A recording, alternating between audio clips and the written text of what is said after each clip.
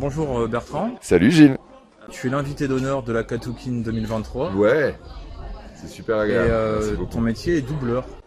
Alors mon métier c'est d'être comédien et je fais aussi du doublage à côté, de la voix off, de la pub, du documentaire, du voice-over. Voilà, en vrai le fait d'être comédien ça te permet de regrouper plein de choses. Tu peux tourner, tu peux faire du théâtre, tu peux faire des voix. Donc c'est plutôt le terme général de comédien. Après doubleur c'est très spécifique mais les doubleurs sont des comédiens, de très bons comédiens en plus. Donc qui ont une capacité aussi en plus supplémentaire et une chance de faire ce métier de la voix. Comment t'es venu l'idée d'être comédien de base? Écoute, de base, c'est petit. Je pense que je faisais du théâtre petit et finalement, ça m'a jamais quitté. J'ai continué à faire des cours quand j'avais 15 ans à Paris. Et une fois que j'ai commencé mes études de journalisme et de com, parallèlement, je faisais des cours de théâtre à Paris. Et du coup, j'ai eu un contrat. Et après, j'ai eu un second contrat. Et finalement, j'ai tout lâché pour faire ça. Et écoute, ça fait 23 ans. Donc voilà, ça tient. Quelle est la plus grande difficulté d'être doubleur? De faire du doublage, la difficulté, c'est d'être au plus près de ce que tu entends. Vraiment dans l'intention, l'émotion, le sentiment, la situation. C'est vraiment respecter au plus près ce que le comédien en VO fait. C'est ça que tu cherches, et tout en partant de soi, évidemment. Donc c'est ça la chose la plus difficile à faire, c'est d'arriver à trouver exactement l'intention que tu vas donner et que tu vas transmettre en VF pour qu'elle soit au plus près de la VO et que ça habille vraiment l'image. Trouver comment ne pas être trop en dessous, trop au-dessus. Il y a vraiment, voilà, à trouver le niveau et surtout trouver le sentiment, le jeu, la situation. Et c'est ça qui est assez génial, c'est que tu cherches, c'est que tu es toujours surpris par ce que tu vas faire parce que c'est jamais la même chose. Donc c'est ça qui est agréable.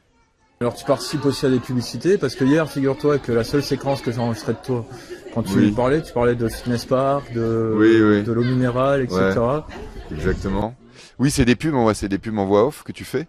Moi, j'ai eu la chance de faire quelques pubs qui sont restées quelques années. Là, j'avais fait Suzuki, j'avais fait Verisure, là j'ai fait Vittel en ce moment, là je viens d'en faire une qui sortira pour Fitness Park. Voilà, c'est des gens qui t'appellent et qui te mettent sur des projets, qu'on choisit ta voix parce qu'elle correspond vraiment au message qu'ils veulent faire passer. Et l'équilibre entre la voix et le message matche bien, donc voilà, ils t'appellent. Alors, on est énormément de comédiens en voix off, hein. Donc du coup, c'est vraiment aussi une recherche, un vrai travail pour trouver la voix qui correspondra au produit que le client veut mettre en avant. Et Voilà. par rapport au doublage de séries TV ou de films, tu changes ta voix? Ça dépend si tu fais des animés et qu'on te propose des personnages un peu hors normes, voilà, où on te dit vas-y, pousse les curseurs, amuse-toi, oui, t'as la chance de pouvoir le faire. Quand c'est du live, ça dépend, en vrai, si tu vas jouer quelque chose de plus grave, de plus léger, tu t'habitues vraiment en fonction de ce que tu vois à l'image. Il y a quelque chose qui va venir naturellement se poser, voilà, et tu vas trouver un ton peut-être qui va être plus au-dessus, plus bas, voilà, pour venir habiller le personnage que tu vois sur l'écran. Alors, est-ce que tu changes ta voix? Je dirais beaucoup plus pour les animés que pour le live. Mais après, ça dépend. Voilà, tu peux toujours amener un grain supplémentaire, une tessiture plus basse ou plus haute. Voilà. Quel est ton meilleur souvenir de doublage? Oh, c'est surtout les gens avec qui je travaille. Je pense à des. Oh, moi, il y a des gens qui m'ont fait grandir et je pense tout de suite à deux DA mais qui sont malheureusement plus là, qui sont Perrette Pradier et Nathalie Rimbaud, qui m'ont énormément aidé et pour qui j'ai énormément d'affection. Et aujourd'hui, j'aime beaucoup les DA avec qui je travaille parce que il y a un vrai amour du métier en vrai. Autour de ça, c'est des gens qui aiment vraiment et passionnément ce métier. Et donc, quand je travaille avec eux, il y a toujours, voilà, on est toujours en train de construire un projet ensemble. Donc, c'est ça qui est assez émouvant. C'est-à-dire que tous les doublages, j'aime vraiment faire du doublage. Et j'aime vraiment les rencontres avec les gens et échanger, travailler avec eux. T'es une équipe. Alors, ça dure le temps que ça dure, hein. Mais t'as une vraie, c'est un vrai travail d'équipe et tu montes ça ensemble. Après, c'est très émouvant, voilà, il y a des gens qui t'ont fait grandir quand tu as commencé plus jeune et donc tu penses à eux et je pourrais en remercier des tonnes et des tonnes d'EDA parce qu'il y en a beaucoup qui m'ont fait confiance et qui m'ont aidé. Niveau pop culture, t'es tombé dans la marmite à quel âge? Alors écoute, je pars de très loin parce que avant de faire Jojo, donc de faire le personnage de Jotaro, je connaissais des classiques. Je regardais Dragon Ball, je regardais Les Chevaliers du Zodiac, je regardais Nicky Larson, je regardais Goldorak, Cat Size, tu vois, tous ces trucs-là, c'était très Club Dorothée. Hein. À l'époque, c'était tout ce qui passait. Et voilà, donc ça me reste. Mais j'ai des bons souvenirs de tout ça.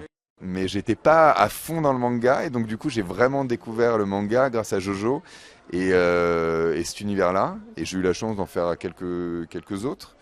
Et mes enfants aussi, grâce à mes enfants qui sont tombés dedans, voilà, je découvre tout cet univers-là. Écoute, je le trouve assez dingue. Alors, je suis pas le meilleur spécialiste de cette pop culture-là. Qu'est-ce que tu penses de la Katoukine? Oh, c'est génial. Écoute, je trouve Nicolas super. Je trouve que ce qu'il fait est vraiment le fait qu'il y ait un vrai rassemblement, une vraie liberté, que les gens soient passionnés, se déguisent, font la fête, présentent leurs projets, exposent. Je trouve ça super. Franchement, je trouve que c'est des rassemblements qui sont très émouvants, qui font vraiment ouais, écho. Aujourd'hui, ça fait du bien de se rassembler, d'être libre, de se dire, eh ben voilà, ça c'est mon délire et je l'assume et j'adore. Je trouve ça super. T'en fais souvent des conventions? Pas du tout, c'est la première fois. C'est ma toute première, donc je découvre vraiment cet univers et je trouve ça assez dingue. Il y a de plus en plus de doubleurs qui interviennent dans les conventions. Et en même temps, tu sais, ce qui est cool, c'est que c'est un vrai atout. Ça veut dire que la VF est vraiment appréciée, qu'elle prend une place importante auprès des gens, que les comédiens sont bons, qu'ils s'investissent aussi. Et c'est des souvenirs qui restent, tu vois. Brigitte Lecordier, c'est oui, c'est Dragon Ball, c'est tout ce que tu veux. Et elle reste, quoi. Il y a un vrai souvenir, on a grandi avec. Et je pense que les dessins animés des années 80, 90, il y a quelque chose comme ça qui était fort et qui a vraiment marqué le public. Et ça reste aujourd'hui. Aujourd'hui, ce qu'ils font aussi, c'est incroyable. Les nouveaux dessins animés, les nouveaux lives. Et les comédiens s'éclatent à faire tout ça. Et ça marque les gens. Et je trouve qu'il y a je pense que c'est ça, c'est cette liberté que tu t'entends et l'amusement. Et les adaptateurs font un travail super. Donc voilà. Donc il y a tout pour que ce métier soit mis en avant. Quoi. C'est assez logique, quoi. Si jamais il y a des jeunes ou des moins jeunes qui voudraient se lancer dans le doublage, ouais. Comment ça se passe? La base, tu prends des cours de théâtre, ce qu'on dit toujours, parce que ça t'apprend la scène, ça t'apprend le métier. Et après aujourd'hui, on a la chance d'avoir beaucoup de stages où tu rencontres des vrais DA qui te font travailler, qui t'apprennent le métier. Donc ça, c'est un vrai plus. C'est long. Parce que c'est un vrai exercice. Alors, tu as des gens qui sont très spontanés, d'autres, ça va être plus des diesels. Mais si tu as la passion, si tu as l'envie, si tu t'accroches, si tu y crois, si tu t'entraînes, il y a plein de possibilités de le faire aujourd'hui. Donc, cours de théâtre et après, des différents stages où aller assister, ou voilà, et s'entraîner chez soi. Aujourd'hui, avec tous les outils qu'on a, c'est pratique. Si, merci, c'était cool cette interview et je suis content d'être dans le sud.